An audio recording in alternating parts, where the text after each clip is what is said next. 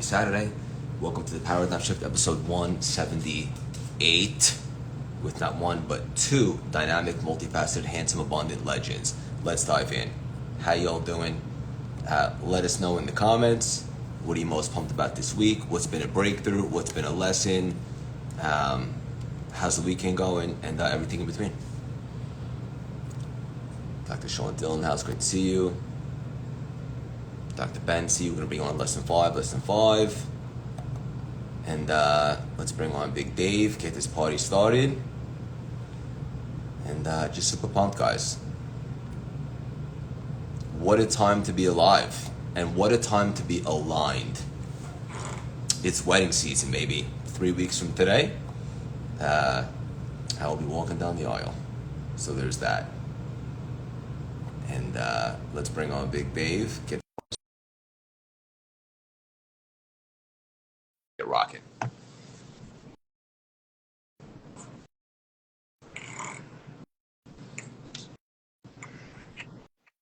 There he is. What's going on? Hey, you. Good morning. How are you? Fantastic would be an understatement. Nice. Ferocious Buddha in the house, baby. Always working it and living it. So it's so exciting.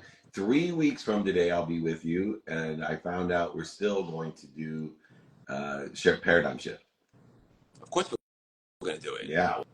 Well, that's the commitment, man. People, I don't think they realize not everybody would do it on their wedding day. That'll be 181 weeks in a row. I told my wife, if he cancels, I'm not going to the wedding. I love it. She said she would still go, that I was an asshole. And I said, no, he needs to learn a lesson about commitment to consistent behavior. I'm always learning lessons, especially with you. Yeah, well, I try to teach him. It doesn't always make the best of friends, but it definitely makes the best of future. And if you want the best of future, you got to be honest and you got to be repetitive.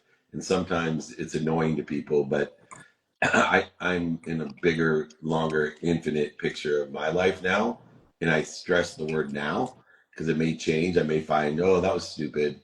You really should, just let people that you're working with work at their own pace. Don't push them. Don't make everything so present. But I will tell you, the people that respond to it are like you. I just got back from AmpCon, Craig, and the amount of people who mentioned you specifically of the growth and the success and the rise of you and wanted to work with me because they're like, dude, if you can make that guy successful, you can make anyone successful. So thank you for not only elevating the bar, but also lowering the bar as far as who feels comfortable asking me for help. Well, I received that, and I find good in that. And, it's a real testament to you, obviously to me, but also the connection that we have, the mutual respect, and how to apply the lessons and feedback, not take things too personally, and just keep trying to get better and go to another level. So thank you for all you do, Dave. God, brother, I love you, and I wouldn't spend my time or my energy unless I felt the world of you and only wanted the best for you by bringing out the best in you that I know is there. Amen. Thank you. I love you. I'm bringing our first guest, Dr. Ben. But while I do, speaking of lessons, what's been a really big transformative lesson for you so far in 2024 in either personal or professional? For both. It's stop looking for your past in other people, start looking for your future in other people. And so as relationships bleed and feed, and the variance of the values of bleeding and feeding, but also the relativity of those relationships and analyzing the level of bleeding and feeding that's beneficial. For example, you'll have children soon as you're getting married. You'll realize that one of the greatest blessings is when your kids bleed you. And then how do you create an association with the bleeding and feeding and the relativity that's important to you and prioritized by you?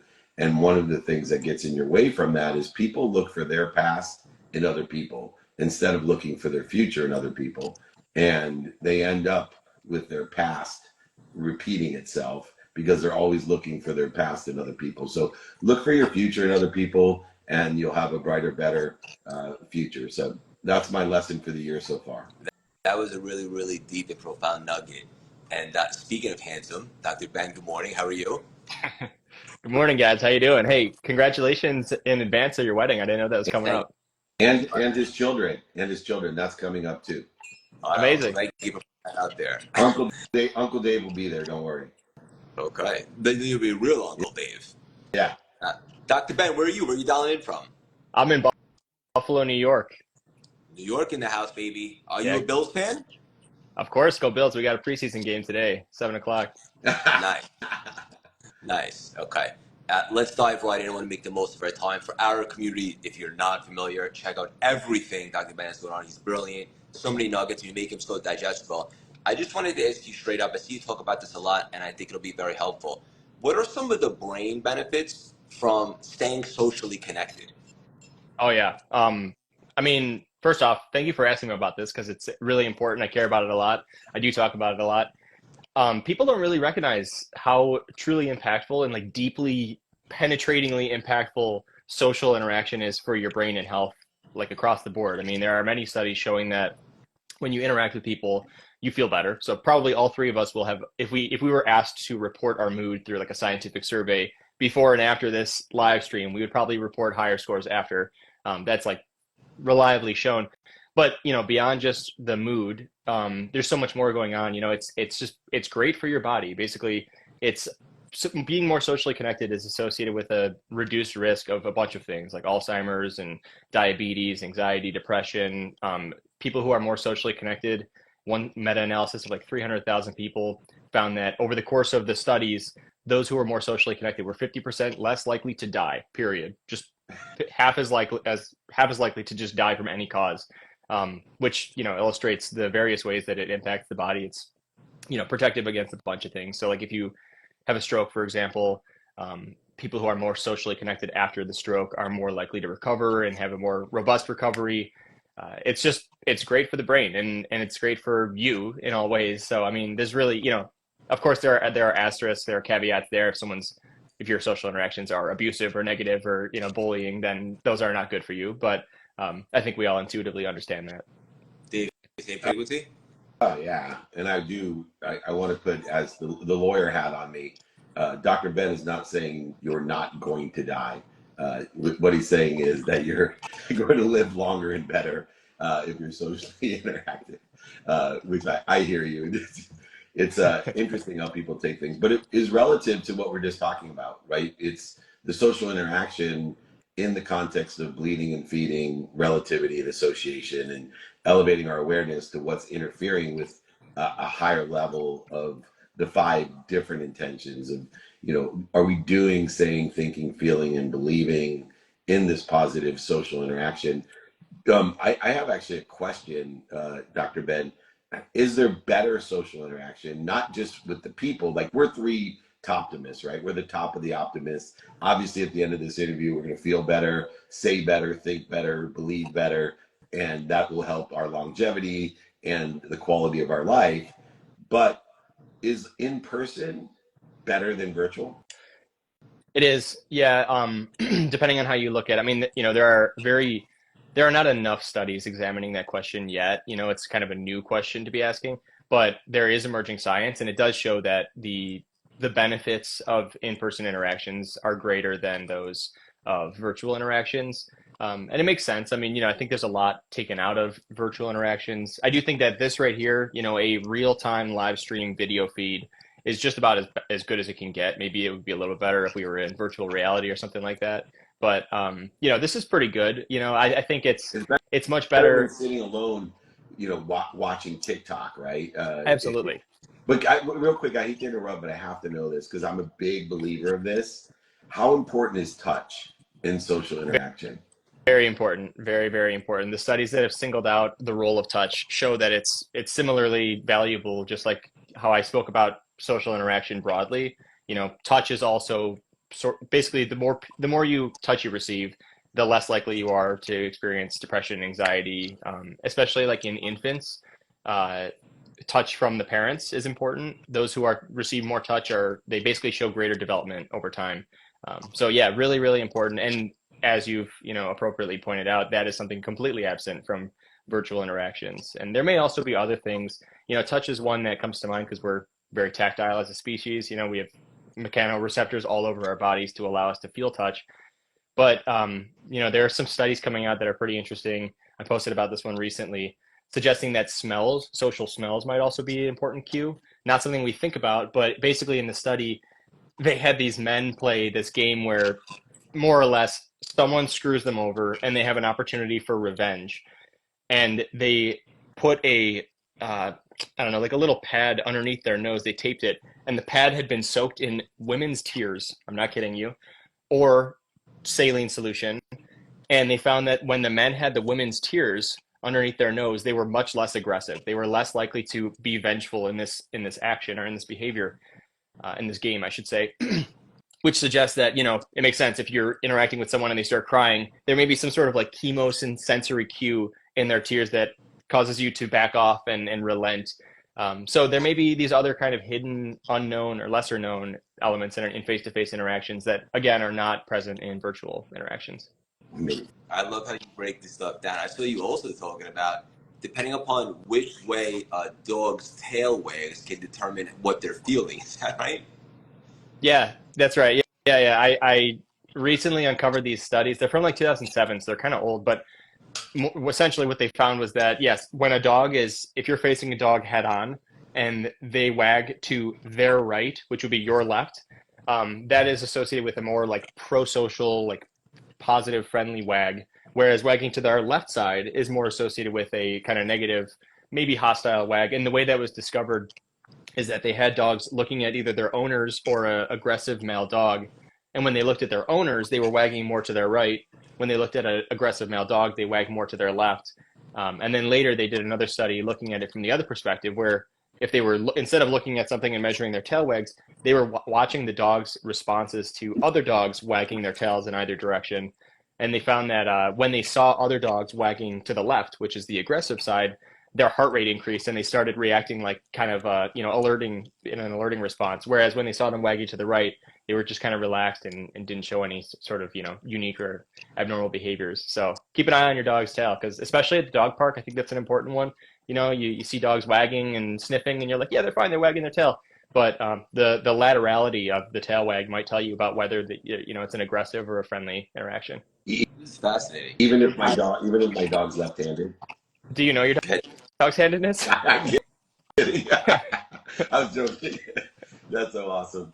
But it's amazing how different studies have they done any studies about human signals of aggressive or happy or playful behavior that we can determine when someone approaches us if they're in a good mood or bad mood. Is there any human indications that are available? That's interesting. I'm sure those research studies have been done. I should be more familiar with those studies than I am with the dog studies, but it happens to be the reverse, that I know much more about dog aggression than human aggression. But I mean, I'm sure there's a lot of intuitive things. Hang on, Craig, you'll learn about human aggression, trust me. I just want to say, Dr. Ben, you're in your zone of genius, brother. This stuff is so fascinating, and the passion that you have for it is so contagious. It's awesome. Thank you. We're gonna bring on our second guest in just a second, Bronson. But I wanted to ask you real quick. Everybody's heard the term stress kills, but you've actually dug deeper and showed the effects that stress has on the brain. What are they, and what can we do about it? Yeah, stress is obviously not good for you. Generally, chronic stress is associated with prolonged heightened levels of cortisol. And when you have too much cortisol for a long time, it's associated with inflammation, all sorts of negative things in the body. You don't want to be stressed for too long. As far as what to do for relief, I guess it depends on your personal lifestyle. Everyone gets a stress out in some sort of way, but for some people it might be counseling and therapy. Other people it might be MMA and boxing. I think finding ways that are effective outlets, whether it's exercise, meditation, whatever. There are a lot of the things that you hear talked about, like exercise, meditation, therapy, all those like intervention approaches are at least the three I just mentioned, very, very well validated against things like depression and anxiety. Obviously great approaches to use, but also just, kind of paying attention to yourself and doing a little introspection, noticing when you're reaching that brink and when you need something. That's the first step, right? It's discovering your limit and finding ways to implement, learning how to implement those interventions, whatever they are, is the very first step. So it's always good to do some introspection and, notice your mental and physiological state. I'd add breathing as well. One of the easier things is to be aware of how we breathe in order to spend minutes and moments in the reaction of fear. And I laugh because there's so many good things that people want to do, and they create more stress over their diet or exercise. They create stress that is greater than the health benefit of their diet or their exercise. They get so stressed out about it, they're actually creating cortisol instead. So just great insight. Hopefully you can hang out for a while with us. We got another half of this amazing Saturday morning with the Siegel, the Eagle. Yeah, Dr. Ben, if you have another 10 minutes, we'd love for you to hang out. Yeah, of course. Cool. I'm here. Bronson, welcome to the show, brother. How are you? Hey, I'm doing great. Thanks. Excited to be here. Loving How it. come, Craig? How come you don't get anybody ugly on this show but me? This is not fair. I'm gonna start giving a guest list, and I'm gonna get like John Lovitz. I'm gonna get guys that are more equitable in my look stature than you three dudes. So thank you for making me look bad again. We definitely have a whole lot of handsome on here. Bronson, so good to have you, brother. Love your work and so forth. You made a big transition not so long ago from the NFL to what you're doing now. I know that identity crisis and stuff like that can be a real thing. How were you able to make the transition and navigate that so effectively? Yeah. First of all, I felt like I just had great parents. Honestly, my dad coached football for almost 30 years, college football, and he was a player, played at the Eagles. So I was born out there in Jersey. He was there as Reggie White. And so growing up, I was just around the game all the time. And his messaging growing up was, with sports, he let us play every sport. We did it all. And, he'd always say, hey, sports, it's just what you do. It's not who you are. And I remember in high school, my senior year in the second game, I ended up tearing my ACL. And I remember, going to the doctors and, them looking at my MRI, and my dad came, and picked me up, and my mom was sitting in the back with me, and I'm sitting there just crying my eyes out, because I was excited to go play like in the Under Armour game and do all these things. And that was the moment where it hit me, wow, I have all this time now. It's like, who am I? And it happened in high school. And so I just had a different perspective, and with my time, I kind of had this shift where, what am I going to do with all this time now? Because all my time was so focused in football. And so I decided, to place it into, the community at church, helping the younger players. And I just didn't want to waste time. I just wanted to get busy in helping and building. And, my parents were really good at just saying, hey, stay active, stay engaged, don't stop moving. But this will all turn out in the end. So it was really, it kind of started in the home with great parents. And so that when I, eventually went through college, played football and basketball there at BYU, and then into the NFL, I was just inspired by some of my teammates who were doing a lot of things, off the field while they were playing. And that changed the game for me, honestly. I wanted to stay really active in the off seasons, getting to know people, taking people out to lunch, learning about, what they're doing. So just staying curious, really, so that when that time came, I just didn't want to experience that level of fear that a lot of players experience, because they don't know what they're good at, off the field and in business. So for me, I just wanted to discover those strengths at the same time.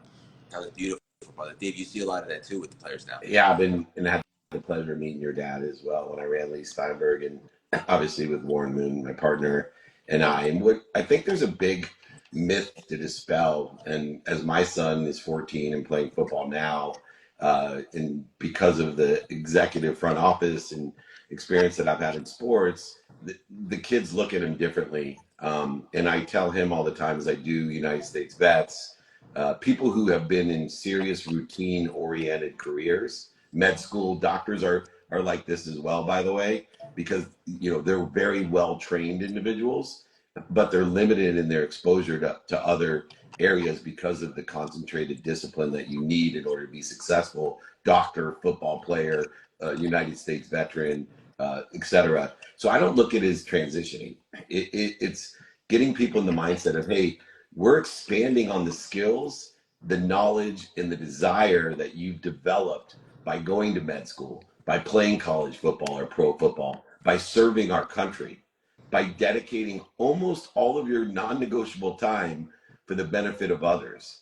And I know people be like, what the fuck are you talking about, Dave? Football for the benefit of others. What's the number one entertainment in America? The NFL and college football. It's the number one form of entertainment. The most watched entertainment is football. And so if you don't think these people that are sacrificing sometimes their life and definitely their longevity and their health for your benefit, just the same as doctors, well, without football players, the doctors would not be as busy. But more importantly, I think it's important that all four of us help people understand we're all expanding, and we have skills, knowledge, and desire that is being developed at an accelerated pace when you are a doctor, a football player, a veteran, especially first responders too. That it just, your whole life is dedicated to development of those skills. So it's a benefit. Don't be afraid.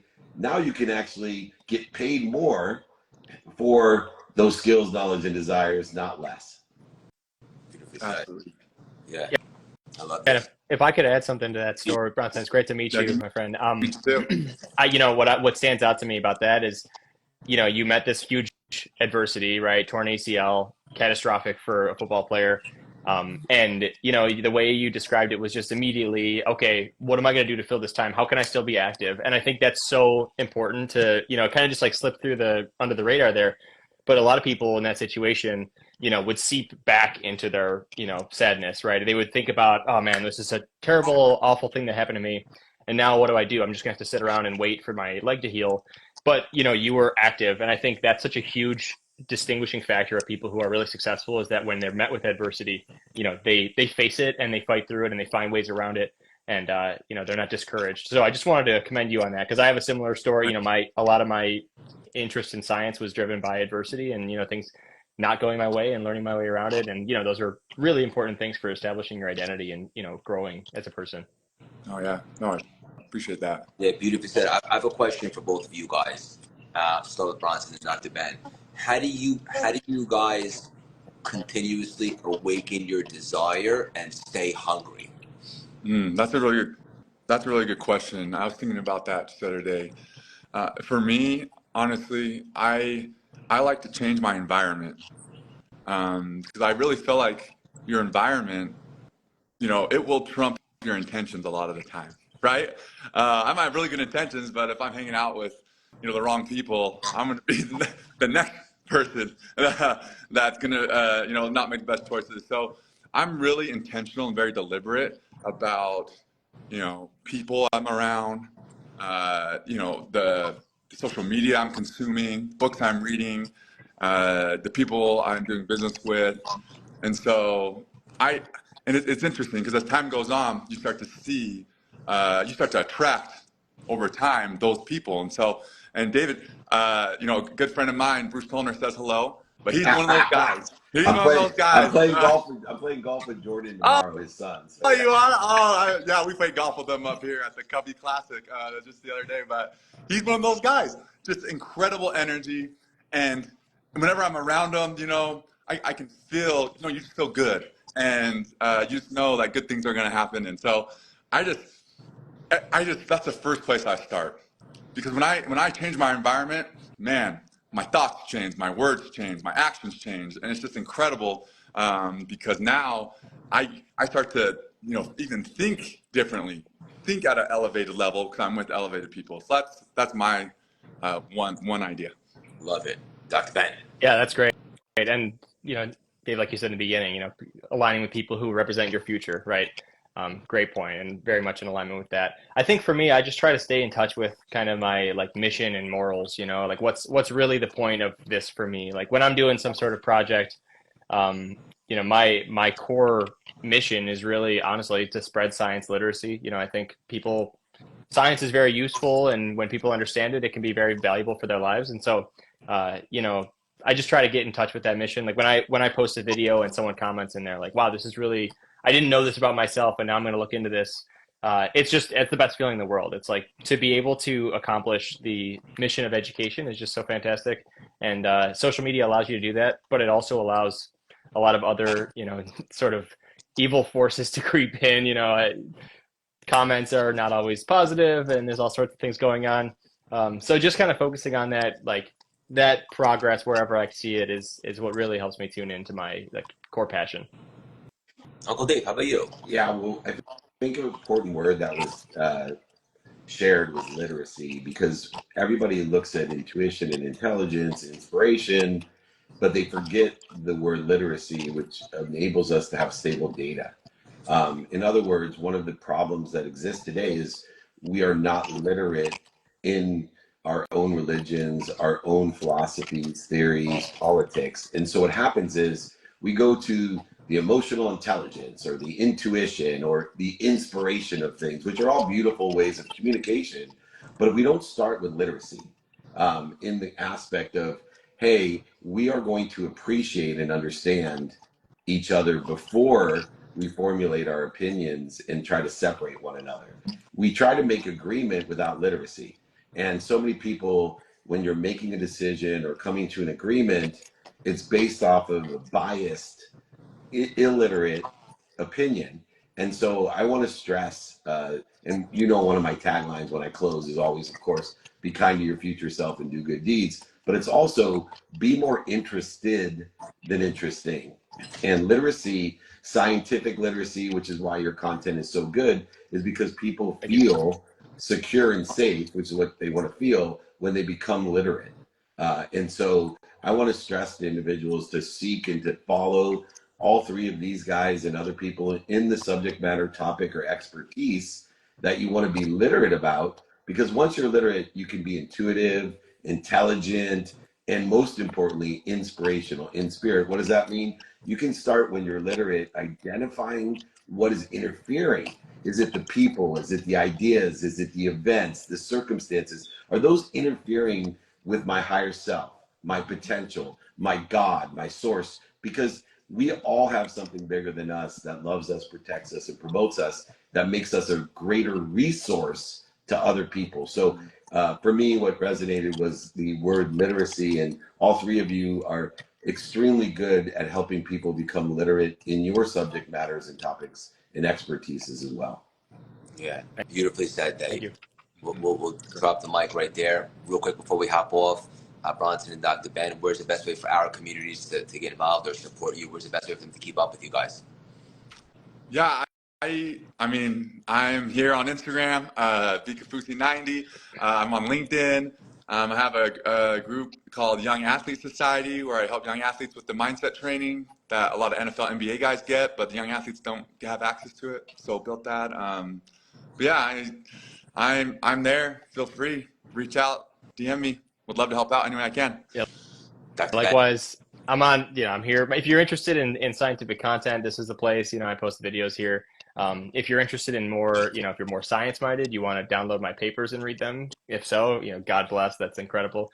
You don't feel obligated to at all. But you know, there's also scientific resources on there and stuff. So on my website, which is just my name, benrein.com. But yeah, thank you so much for having me, and this has been great. You guys are awesome. Keep up the great work. And Dave, where are you traveling next? Where can people catch up? Well, I want to reiterate the law of Goya, which is get off your ass and join YAS, the Young Athlete Society. Surround yourself with the right people, the right idea. Just email me. I got so much shit going on. I'm somewhere around the country, 200 days a year. So email me if you want to book a guided exercise, or come see me at Craig's wedding.